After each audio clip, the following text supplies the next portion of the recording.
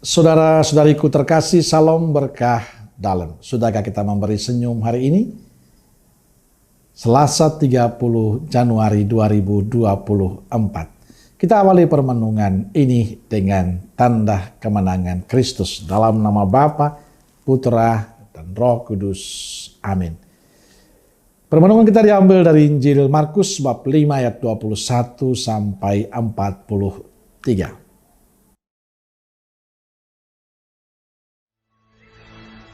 Sesudah Yesus menyeberang lagi dengan perahu, orang banyak berbondong-bondong datang lalu mengerumuni dia. Sedang ia berada di tepi danau, datanglah seorang kepala rumah ibadat yang bernama Yairus. Ketika ia melihat Yesus, tersungkurlah ia di depan kakinya dan memohon dengan sangat kepadanya. Anakku perempuan sedang sakit, hampir mati. Datanglah kiranya dan letakkanlah tanganmu atasnya, supaya ia selamat dan tetap hidup. Lalu pergilah Yesus dengan orang itu. Orang banyak berbondong-bondong mengikuti dia dan berdesak-desakan di dekatnya. Adalah di situ seorang perempuan yang sudah 12 tahun lamanya menderita pendarahan. Ia telah berulang-ulang diobati oleh berbagai tabib, sehingga telah dihabiskannya semua yang ada padanya. Namun sama sekali tidak ada faedahnya. Malah sebaliknya, keadaannya makin memburuk.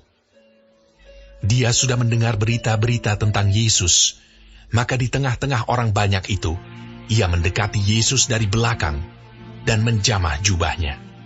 Sebab katanya, "Asal ku jamah saja jubahnya, aku akan sembuh." Seketika itu juga, berhentilah pendarahannya, dan ia merasa bahwa badannya sudah sembuh dari penyakitnya. Pada ketika itu juga, Yesus mengetahui bahwa ada tenaga yang keluar dari dirinya. Lalu ia berpaling di tengah orang banyak dan bertanya, "Siapa yang menjamah jubahku?" Murid-muridnya menjawab, "Engkau melihat bagaimana orang-orang ini berdesak-desakan dekatmu, dan engkau bertanya siapa yang menjamah aku." Lalu ia memandang sekelilingnya untuk melihat siapa yang telah melakukan hal itu. Perempuan itu yang menjadi takut dan gemetar ketika mengetahui apa yang telah terjadi atas dirinya, tampil dan tersungkur di depan Yesus, dan dengan tulus memberitahukan segala sesuatu kepadanya. Maka katanya kepada perempuan itu, "Hai anakku, imanmu telah menyelamatkan engkau. Pergilah dengan selamat, dan sembuhlah dari penyakitmu." Ketika Yesus masih berbicara, datanglah orang dari keluarga kepala rumah ibadat itu dan berkata, "Anakmu sudah mati. Apa perlunya lagi engkau menyusah-nyusahkan guru?" Tetapi Yesus tidak menghiraukan perkataan mereka dan berkata kepada kepala rumah ibadat, "Jangan takut, percaya saja." Lalu Yesus tidak memperbolehkan seorang pun ikut serta, kecuali Petrus, Yakobus, dan Yohanes, saudara Yakobus. Mereka tiba di rumah kepala rumah ibadat, dan di sana dilihatnya orang-orang ribut, menangis, dan meratap dengan suara nyaring. Sesudah ia masuk, ia berkata kepada orang-orang itu, "Mengapa kamu ribut dan menangis? Anak ini tidak mati, tetapi tidur." Tetapi mereka menertawakan dia. Maka diusirnya semua orang itu. Lalu dibawanya ayah dan ibu anak itu, dan mereka yang bersama-sama dengan dia, masuk ke kamar anak itu. Lalu dipegangnya tangan anak itu. Katanya, "Talita kum," yang berarti, "Hai anak, aku berkata kepadamu, bangunlah."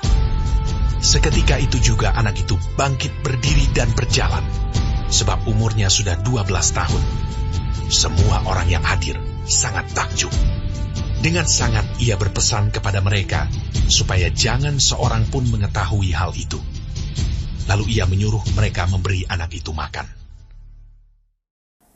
Saudaraku terkasih, bacaan Injil hari ini bicara tentang Yesus menyembuhkan anak perempuan Yairus yang sakit, dan seorang perempuan yang sudah 12 tahun menderita pendarahan.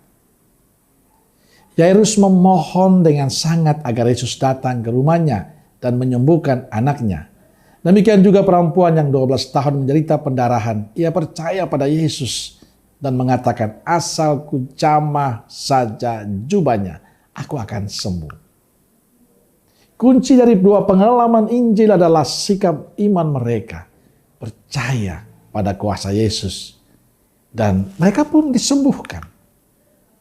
Kita mungkin belum beriman penuh seperti Yairus dan perempuan yang sudah 12 tahun penderita pendarahan. Karena kita masih penuh keraguan.